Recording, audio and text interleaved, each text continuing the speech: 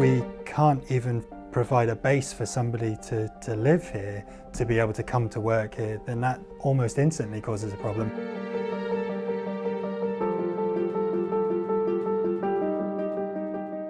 I've lived in Fort William for 30 years. It's a great place for people to grow up and grow old.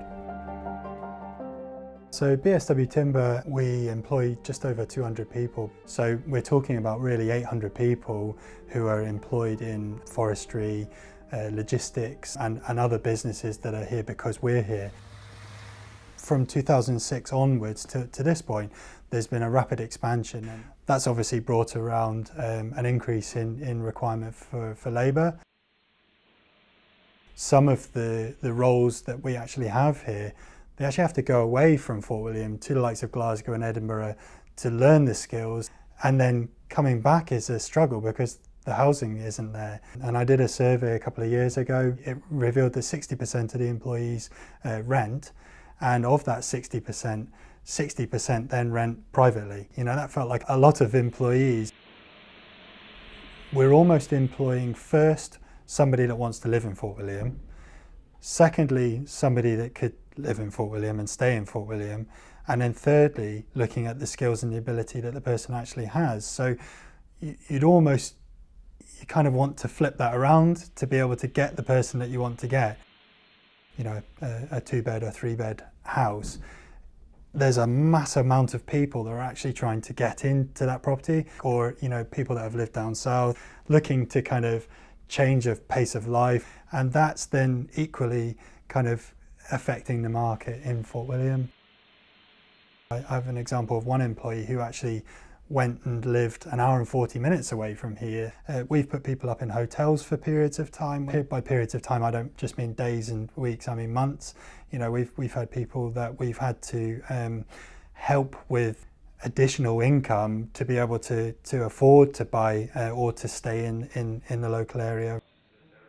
I mean, I can give you one example of an employee of mine who you wouldn't necessarily class as homelessness because they had a roof above their head.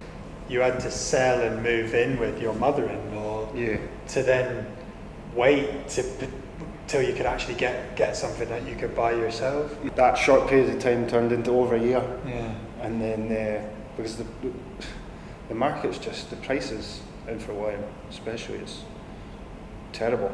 That's not homelessness, but that's far from an ideal situation for someone that's working.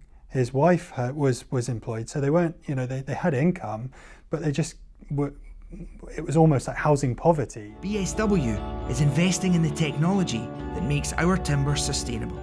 There's a lot of investment that people are wanting to put into the Highlands, businesses are wanting to put into the Highlands, but with that investment, you need the labour, and to bring people in to an area like Fort William, you have to build houses. I think the biggest part of it all is actually the fact that so few people own so much land in Scotland.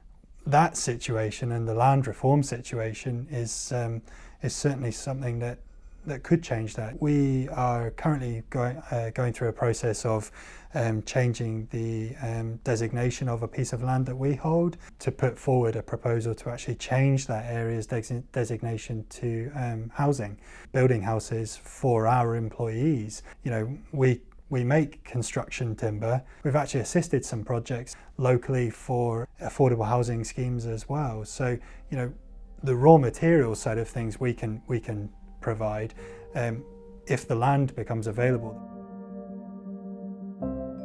So previously everybody was apparently fleeing and, you know, going to the bright lights and the big smoke.